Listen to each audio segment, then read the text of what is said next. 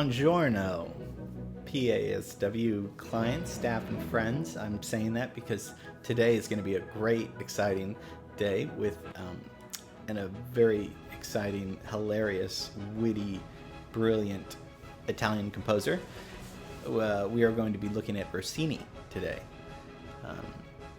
Gioacchino Rossini, born in 1792. And I've played, his music, even if you don't know Rossini's name. It's hard not to listen to his music without a smile, or as my dad would say, without tapping your foot, because there's definitely a beat and rhythm, and we'll talk about that. But it's going to be so fun talking about Rossini today. I'm shot out of a cannon. Why are we talking about Rossini today? So I can give you a fancy Italian composer name? No.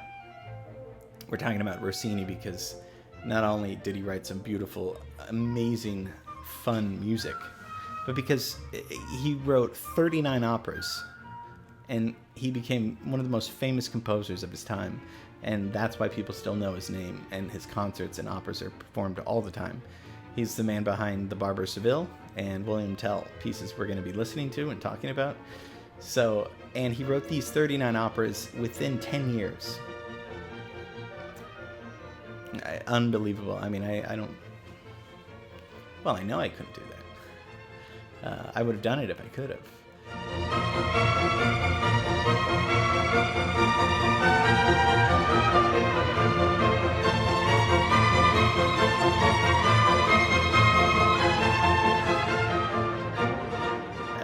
And his first and last one was the famous William Tell overture, which failed, actually.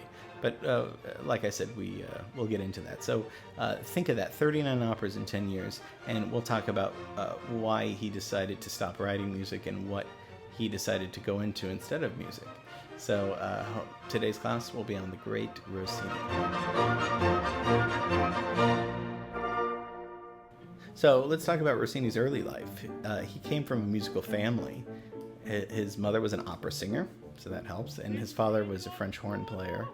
And by age 13, Rossini could sing and play well enough to join the musical family that his parents worked for. And he did get training, though, and he studied in Bologna. Bologna is what I'm having for lunch today. That's why it slipped out. But he enrolled in the music conservatory at the age of 14. So he learned violin, the horn, harpsichord. He learned all these instruments, were pretty proficient at them, and started appearing in public and the theater, and started making money being a performer, a musical performer, when he was pretty young. So, and his first piece was written when he was 16. So precocious little kid. And he also composed a series of operas that came to really create this genre of Italian opera style, meaning that it was we call them comic operas pretty much right now. It's opera buffa, not buffum, buffa, which means comic opera, and that's his genre of opera writing. So just like films, comedy films, serious films, right? So they didn't have films back then, so obviously it's funny operas, serious operas. Verdi and Puccini, romantic, serious operas. Rossini, brilliant, light. Although he did try to get into the serious stuff, but we're getting ahead of ourselves. So some of this knowledge my father told me a lot about, so he already knows this, and I confirmed that these were stories that were really true of Rossini. He had a great wit, and he loved entertaining people and throwing parties all the time, and especially eating. He loved food, and he loved coffee and pastries. And he linked coffee and operas, noting that the effect of the caffeine on the body diminished quickly. He said, coffee is a matter of 15 or 20 days, luckily enough time to write an opera. So if we're talking about that he could write an opera that quickly, and he did, his most famous one, then we're talking about obviously a genius. Probably his most famous opera was written when he was 23 years old, and that's The Barber of Seville. And he wrote this in less than 3 weeks.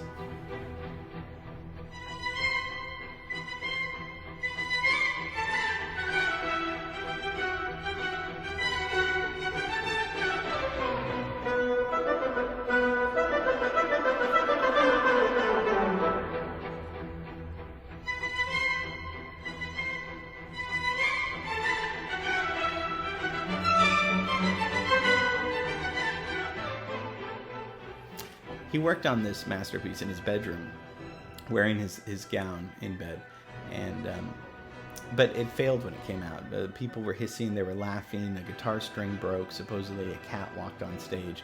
It was not really well received. And the overture that you just heard is not really... It doesn't have anything to do with the rest of the opera, and that makes sense because he said that overture wasn't really supposed to be for that opera. It was going to be another piece or written for something else, so I don't know.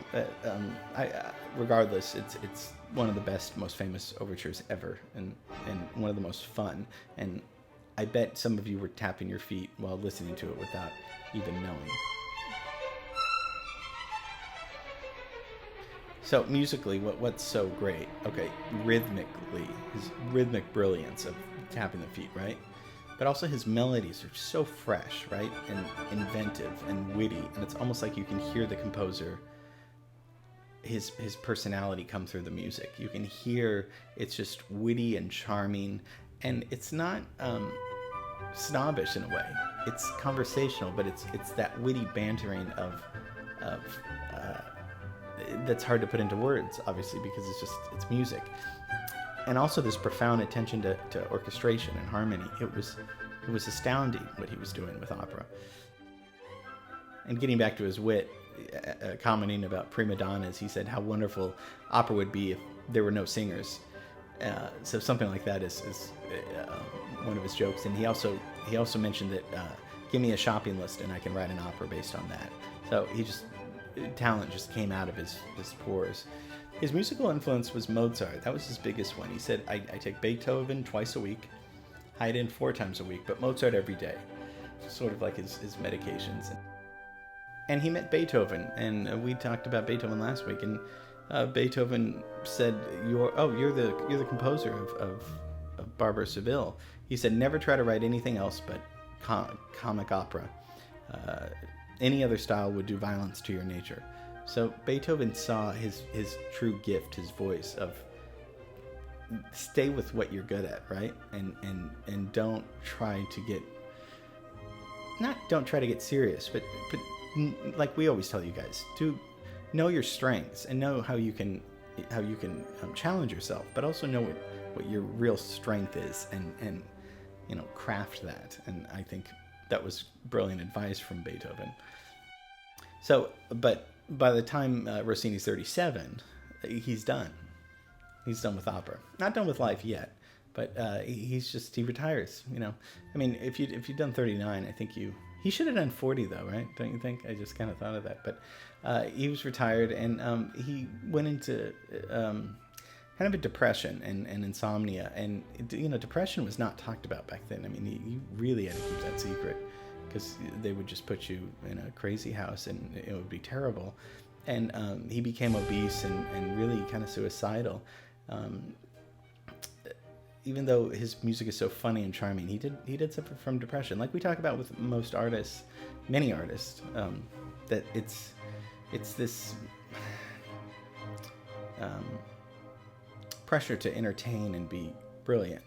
And that pressure sometimes becomes too much to keep up, even though many times it's pressure the artist puts on himself. So, not to get too philosophical, but he started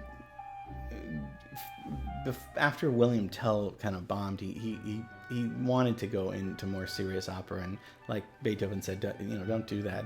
And I think he just kind of retired, and he really wanted to spend the rest of his life cooking and eating food. That's what really gave him a lot of pleasure. So he lived until he was 76, which is probably really old back then. Had rectal cancer, though, and was buried in Paris in 1868. So, but what a genius. What a hilarious composer. Isn't it funny? We've talked about this in class, that how can there be humor in music when there's no words or message or funny or something, or a message that's, that's kind of funny. What makes us smile? And I don't know. We'll never know that. It's just these questions that we ask ourselves that, and also what makes us tap the foot, tap a beat? Why do we know these certain things? Nobody ever said, I'm going to play music and you should really tap your foot to it, because that'll make you feel better. I mean, nobody really gave that direction at some point, did they? I mean, unless I missed that class or something, but it's in our blood. We feel it, we hear it, and I hope you enjoyed this class on Rossini, one of my favorite composers. Always puts me in a good mood, and I think Rossini enjoyed life very much. He moved to Paris from Italy and spent most of his time in Paris, and spent a lot of his later part entertaining lavishly and giving musical gatherings and enjoying fine food and pastries and coffee and opera and witty conversation. So what a man, a genius, of musical genius, and a man of that would probably be very entertaining to have dinner with if he were here today, so we could talk to him. So hope you enjoyed Rossini. See you guys tomorrow. Have a great rest of the day.